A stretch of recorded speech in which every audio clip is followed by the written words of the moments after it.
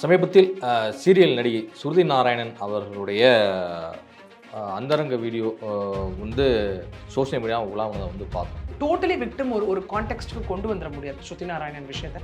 ஏன்னு பார்த்தீங்கன்னா இப்போ அவங்க இருக்காங்க, அவங்களா விருப்பப்பட்ட ஒரு வீடியோ கால் பேசுகிறாங்க, எல்லாமே பண்ணுறாங்க. Which means she has given consent to projector. ரெண்டாவது வீடியோ மூணாவது வீடியோலாம் வரும்போது இப்போ மக்கள் எல்லாம் கேட்டுட்டு இருக்காங்க, என்னங்க இது சீரிஸ் மாதிரி தொடர்கதை மாதிரி போயிட்டே இருக்குது, அடுத்த லிங்க் எப்போ வரும், அடுத்த லிங்க் எப்போ வரும் அப்படின்னு. See that is what is மக்களோட மைண்ட் செட், மனசு அப்படிதான்.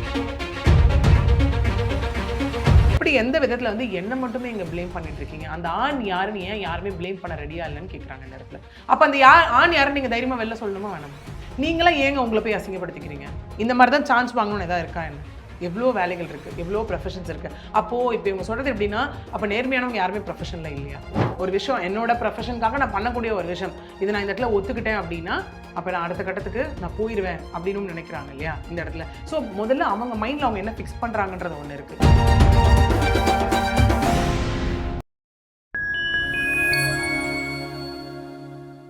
நான் உங்கள் சங்கீத் குஹன். நம்ம சிறப்பு நிகழ்ச்சியில் நம்மோடு இணைந்திருக்கிறார் மதிப்பிற்குரிய வழக்கறிஞர் பிரியதர்ஷினி அவர்கள். வணக்கம். வணக்கம் சார். எப்படி நல்லா இருக்கேன், நீங்கள் எப்படி இருக்கீங்க? நலமா இருக்கும். சமீபத்தில் சீரியல் நடிகை ஸ்ருதி நாராயணன் அவர்களுடைய அந்தரங்க வீடியோ வந்து சோஷியல் மீடியாவில் உலாவனதை வந்து பார்த்தோம். பட் வந்து அது வந்து ஏஐ அப்படின்னு ஃபஸ்ட்டு சொல்லப்பட்டாலும் கூட பிறகு வந்து நிறைய பேர் இண்டஸ்ட்ரியிலேருந்து நிறைய பேர் எதிர்கூறலாம் வந்து கொடுக்க ஆரம்பித்தாங்க. ஏங்க ஒரு பொண்ணு வீடியோ வந்து ஏதோ எங்கேயோ தவறுதலாக லீக் ஆகிருக்கு அப்படின்னா இப்படி தான் நீங்களாம் வந்து லிங்க் அனுப்புங்கன்னு சொல்லி கேட்டு பார்ப்பீங்க அப்படின்னு சொல்லிட்டு கடும் கண்டனங்களும் ஒரு பக்கம் வந்துட்டு இருந்தது.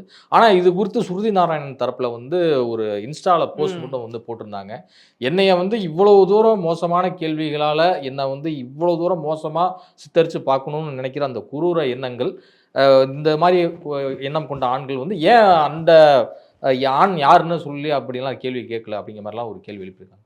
முதல்ல இதை நம்ம எப்படி புரிஞ்சுக்கணும்? ஏன் இந்த மாதிரியான ஒரு மைண்ட் செட் வந்து சமூகத்தில் பயங்கரமாக உலாவுது? ரெண்டு விஷயம் இங்கே எடுத்துக்கலாம். இப்போ ஒரு வீடியோ இந்த மாதிரி ஆகுதுன்னு வச்சுக்கோங்களேன். இப்போ ரீசெண்டாக ஒரு நம்ம மறந்துருக்க முடியாது, கும்பமேளாவில் நடந்த ஒரு இன்சிடென்ட் இல்லையா? கும்பமேளாவில் அது முடியும் போது பார்த்தீங்கன்னா கிட்டத்தட்ட டெலகிராமில் நிறைய ஒரு அக்கௌண்ட்ஸ் க்ரியேட் பண்ணப்பட்டது, நிறைய சேனல்ஸ் அங்கே வந்து க்ரியேட் பண்ணப்பட்டது. என்னன்னா இந்த கும்பமேளாவில் வந்து குளித்த பெண்களோட வீடியோஸ் அந்த இடத்துல. ஏன்னா ஸ்டார்டிங் ஃப்ரம் ஒரு பேஸ் பேலேருந்து அவங்க சொல்கிறது ஒரு 1000லேருந்து உங்களுக்கு பார்த்தீங்கன்னா 299, 999, 3,000-4,000 வரைக்கும் எக்ஸ்க்ளூசிவான வீடியோஸ் எல்லாம் கிடைக்கும்னு போடப்பட்டது. அதாவது பாத்திங் வீடியோஸு, நியூடு வீடியோஸு, வெட் வீடியோஸு, இந்த மாதிரிலாம் நிறைய வந்துட்டு க்ரியேட் பண்ணப்பட்டு ஷேர் பண்ணப்பட்டுட்டு இருக்கு. அதில் இல்லை சீரீஸாக வேறு, அதாவது லைஃப் டைம் சப்ஸ்கிரிப்ஷன் வரைக்கும்லாம் போகப்பட்டது அப்படிங்கிற மாதிரி. ஸோ இந்த மாதிரி ஒன்றின் பின் ஒன்றாக பார்த்தோன்னா நிறைய சர்ச்சைகள் வரும். இந்த நடிகைகள் வீடியோ வந்துச்சு, இது வந்துச்சு அப்படிங்கிற மாதிரி. ரெண்டு விஷயம் இங்கே மக்கள் நல்லா புரிஞ்சுக்கணும். ஒன்று வந்து இந்த மாதிரி ஒரு விஷயத்துக்கு விக்டிமாக ஃபால் ஆகுறது, இன்னொன்று தானே முன் வந்து ஒரு வீடியோ கால் போகிறது. ஓகே, ஸோ இங்கே ரெண்டு விஷயம் நடக்கும். இப்போது இந்த கும்பமேளா இன்சிடென்ட் ஆகட்டும், இல்லை இந்த த்ரிஷா இன்சிடென்ட்ஸ் வந்தது, இந்த மாதிரி நிறைய நடிகைகள் இன்சிடென்ட்ஸ் வந்தது. இந்த மாதிரி வரும்போது அவங்களுக்கே தெரியாமல், இப்போ நம்ம சொல்கிறோம்ல ட்ரெஸ்ஸிங் ரூமில் நான் எனக்கே தெரியாமல் என்ன இது எடுக்கிறாங்கன்னு சொல்லி, வீடியோ எடுக்கிறாங்கன்னு சொல்கிறோம்ல, அதெல்லாம் விக்டிம் ஆகுறது. எனக்கு என்ன நடக்குதுன்னு தெரியல, என்னை வச்சு ஒரு விஷயத்தை தவறுதலாக பண்ணிட்டாங்கன்ற ஒரு விஷயம் தான் விக்டிம். பட் இது எப்படி நடக்குதுன்னா, இது நம்ம எப்படி டோட்டலி விக்டிம் ஒரு கான்டெக்ஸ்ட்டுக்கு கொண்டு வந்துட முடியாது ஸ்ருதி நாராயணன் விஷயத்தை. ஏன்னு பார்த்தீங்கன்னா இப்போ அவங்க இருக்காங்க, அவங்களா விருப்பப்பட்ட ஒரு வீடியோ கால் பேசுகிறாங்க, எல்லாமே பண்ணுறாங்க. Which means she has given consent to projector. நியூடாக வந்துட்டு அவங்க ஒரு கன்சென்ட்டோட தான் அவங்க வந்துட்டுல பேசுகிறாங்க. ஓகே, அதை வந்துட்டு வெளியிடுறது யாரோ வெளியிட்டுட்டாங்க, போகிறாங்க வராங்கன்னா எஸ் பார்ட்லி அ விக்டிம். அது ரெண்டு பேரும் சம்மந்தப்பட்ட விஷயம் அந்த இடத்துல. இந்த விஷயம் வெளில போச்சு அப்படிங்கிறது ஒரு விஷயம் இருக்குது இந்த இடத்துல. ஒன்று. ரெண்டாவது சொன்ன மாதிரி என்ன ஆகுதுன்னா, இந்த வீடியோ பொறுத்த வரைக்கும் ஃபஸ்ட்டு ஏஐன்னு சொல்லப்பட்டது, ஆர்டிஃபிஷியல் இன்டெலிஜென்ஸ் அப்படிங்கிற ஒரு விஷயம். நல்லா புரிஞ்சுக்கணும். ஆர்டிஃபிஷியல் இன்டெலிஜென்ஸ் அப்படின்னா இவங்களை சித்தரிச்சிருக்காங்க அப்படின்னு வச்சுக்கோங்களேன். ஆப்போசிட்ல இருக்க அந்த ஜென்ஸ் வாய்ஸும் எப்படி அப்படியே வரும் வீடியோவில், அது ஒரு விஷயம் இருக்கு இல்லையா? So artificial intelligence. ரெண்டாவது மூணாவது என்ன பண்ணாங்க, ஆமாங்க நான் தாங்க அப்படின்ட்டாங்க. ரெண்டாவது வீடியோ மூணாவது வீடியோலாம் வரும்போது இப்போ மக்கள் எல்லாம் கேட்டுட்டு இருக்காங்க, என்னங்க இது சீரிஸ் மாதிரி தொடர்கதை மாதிரி போயிட்டே இருக்குது. ஏன்னா அவங்க ஒரு சீரியல் நடிகை இல்லையா? ஸோ தொடர்கதை மாதிரி போயிட்டு இருக்கு, அடுத்த லிங்க் எப்போ வரும், அடுத்த லிங்க் எப்போ வரும் அப்படின்னு. See that is what is மக்களோட மைண்ட் செட், மனசு அப்படிதான். இந்த இடத்துல ஏதோ ஒரு வீடியோ வருது, லிங்க் வருதுன்னா கமெண்ட்லேயே கேட்பாங்க, அடுத்த லிங்க் எப்போங்க தரீங்க, என்ன தரீங்க அப்படின்னு. எல்லாமே ஓகே.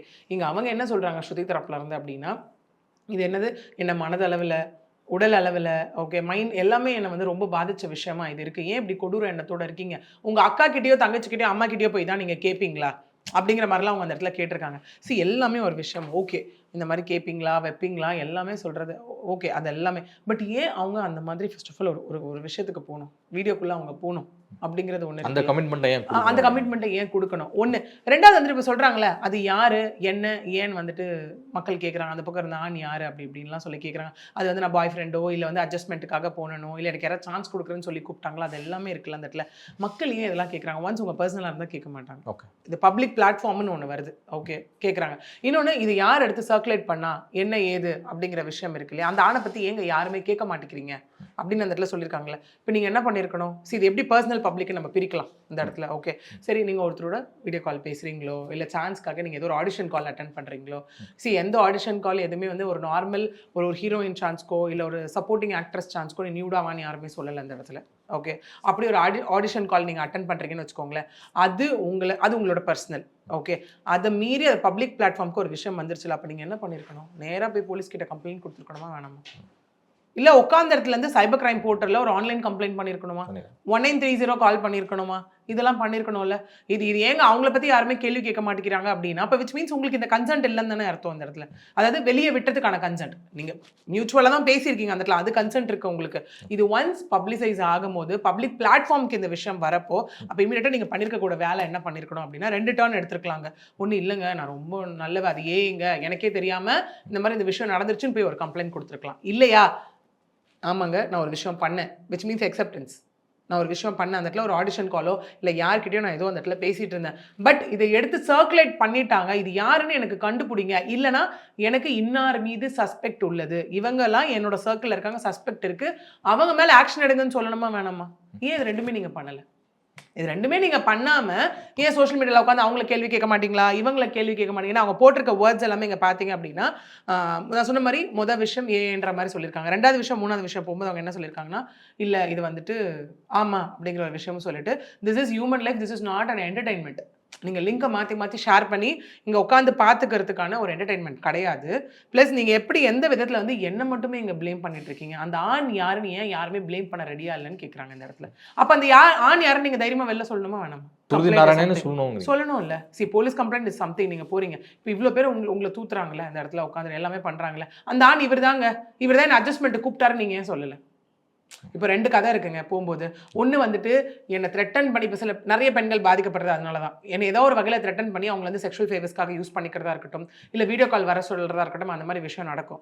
ஒருவேளை இவங்க அந்த இடத்துல போயிட்டு இல்லைங்க இவர் வந்து என்னை த்ரெட்டன் பண்ணி தான் வர வச்சார் அப்படின்னா அப்போ அந்த ஆணோட பேரை நீங்கள் தைரியமாக வெளில சொல்லியிருக்கணுமா வேணாமா? ஏன் சொல்லலை? அந்த ஆண் யாருன்னு கேட்க மாட்டேங்கிறீங்கன்றதை மட்டும் ஸ்ட்ராங்காக சொல்கிறீங்க, அந்த ஆண் இவர் தான் அப்படின்னு நீங்கள் ஏன் சொல்ல மாட்டேங்கிறீங்க அந்த இடத்துல? அப்போ இதே ஒரு பெரிய ஒரு கேப் இருக்குல்ல இந்த இடத்துல. அதை சொல்லிட்டு அவங்க இந்த இடத்துல என்ன சொல்லியிருப்பாங்க அப்படின்னா, ஏன் எப்பவுமே விமன் மட்டும் இங்கே ஜட்ஜ் பண்ணப்படுறாங்க? ஓகே, ஏன் எப்பவுமே இங்கே விமன் மேலே மட்டுமே இந்த மாதிரி ஒரு வீடியோஸ் ஏதாவது வந்தால் நீங்கள் கொஸ்டின் பண்ணுறீங்கன்னு கேட்குறாங்க. இதில் வந்து ஒரு விமனா இந்த இடத்துல பார்த்தீங்க அப்படின்னா கண்டிப்பாக டு பி ஃப்ராங்க் ஒரு விமனாக இருந்தால் நானே சொல்கிறேன், அதுக்காக அவங்க பண்ணது கரெக்டுன்னு அந்த இடத்துல ஒத்துக்கவே முடியாது. இது அட்ஜஸ்ட்மெண்ட் பண்ணி தான் ஒரு விஷயத்துக்குள்ளே போகணுமான்றது பெரிய கொஸ்டின் தான் அந்த இடத்துல.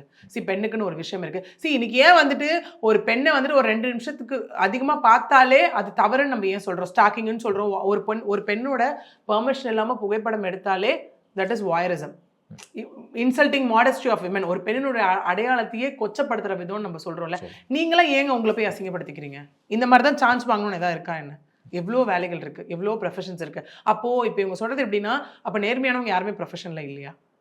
இப்போ அட்ஜஸ்ட்மெண்ட்ஸ் தான் வேணும், அட்ஜஸ்ட்மெண்ட்ஸ் வச்சு தான் எனக்கு ஒரு சான்ஸ் கிடைக்குது அப்படின்னா அப்போ சான்ஸ் கிடைச்சி இன்னைக்கு வந்து ஒரு பெரிய லெவலில் சாதிச்சுட்டு இருக்க பெண்கள் அப்போ அது எப்படி எடுத்துக்க முடியும்? ஏன்னா இதனால தான் நம்ம இந்த கேரளாவில் போகும்போது ஹேமா கமிட்டி நம்ம எல்லாரும் மறந்துருக்கோம். ஓகே, நிறைய நடிகர்கள் மீது வந்து நிறைய குற்றச்சாட்டுகள் வரும்போது ஒரு கட்டத்துக்கு மேலே அவங்க எப்படி டர்ன் எடுத்தாங்கன்னா, வர குற்றச்சாட்டு எதுவுமே அப்படியே எடுத்துக்க கூடாது, தீர விசாரிச்சு முதல்ல அந்த குற்றச்சாட்டு உண்மையா பொய்யான்னு எடுத்துக்கணுன்ற ஒரு விஷயம் இருக்கு இல்லையா?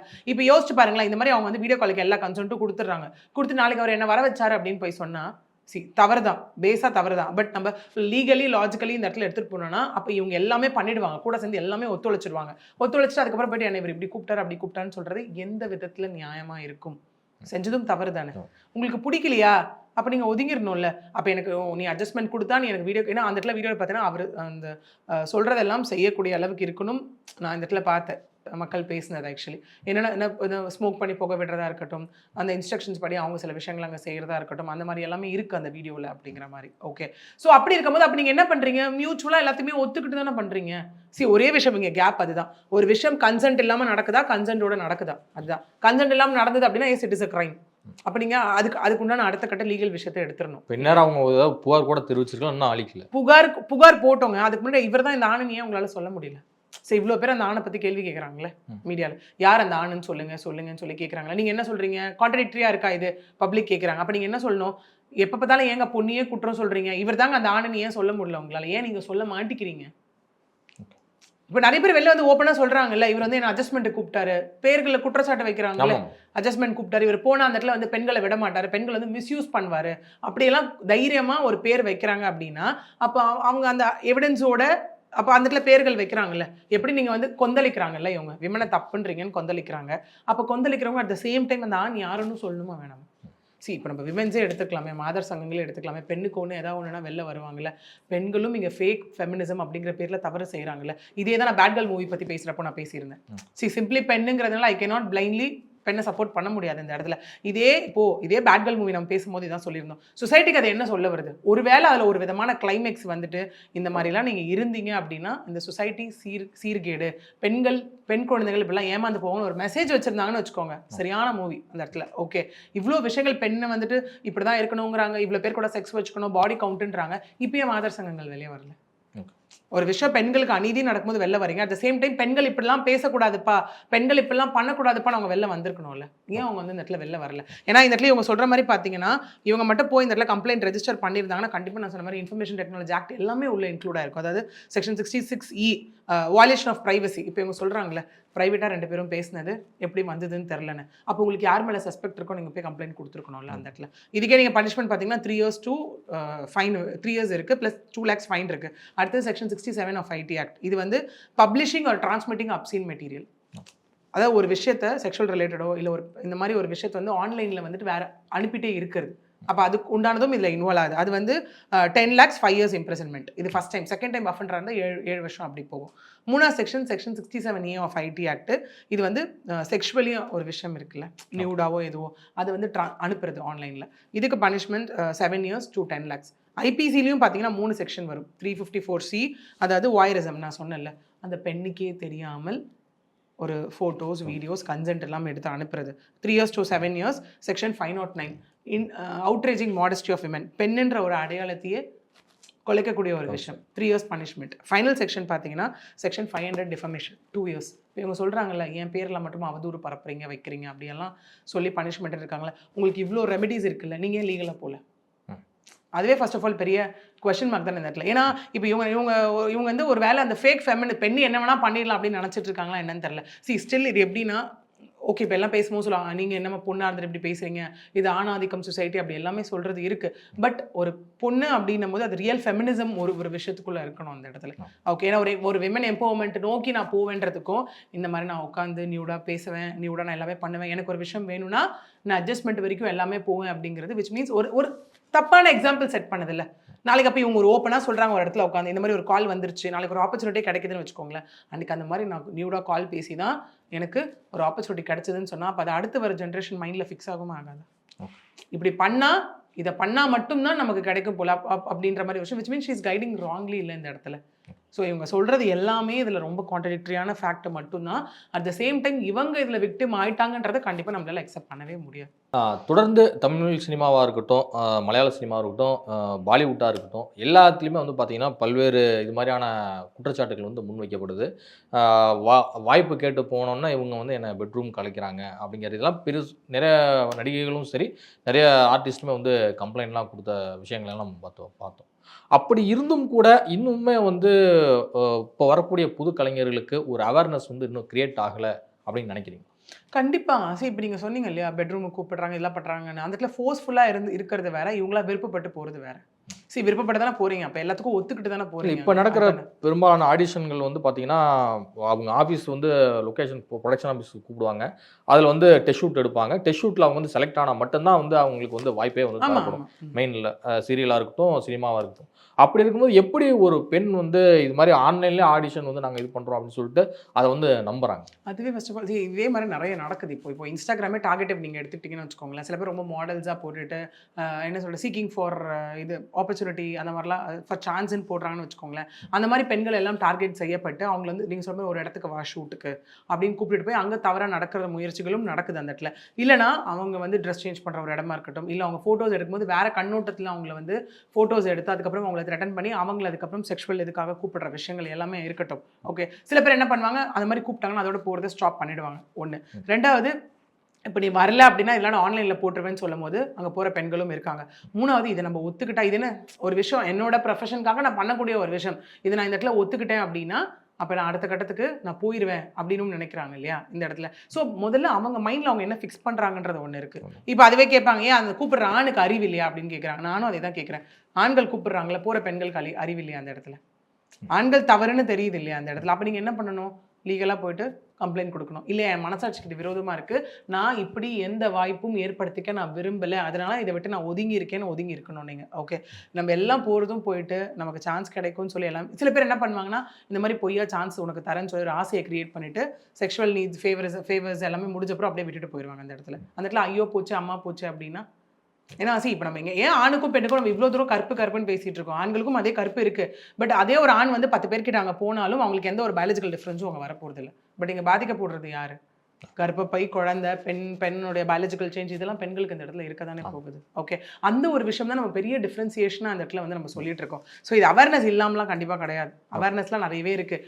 இருந்தும் இந்த இடத்துல இன்னொன்று பார்த்தீங்கன்னா தெரியும், அந்த வீடியோ காலில் வந்து ஃபோர்ஸ்ஃபுல்லாக இருந்த மாதிரி தெரியலை இல்லையா? ரொம்ப ரசித்து அவங்களுமே வந்து கோஆப்ரேட் பண்ணி அவங்க வந்து அந்த வீடியோ கால்ஸ் எல்லாமே அந்த இடத்துல பேசின மாதிரி ஆடிஷன்ஸ் பண்ண மாதிரி தான் இருக்குது. சரி, எந்த ஊர் உலகத்தில் இல்லை எங்கேயாவது ஒன்று சொல்லுங்களேன், நார்மல் ஒரு சின்ன இண்டஸ்ட்ரியாக இருக்கட்டும், இல்லை சினி லெவல் இண்டஸ்ட்ரியாக இருக்கட்டும், நீ நியூடாக வந்து ஆடிஷன் அட்டன் பண்ண தான் உனக்கு சான்ஸ் கொடுப்பேன்னு யார் சொல்கிறேன்?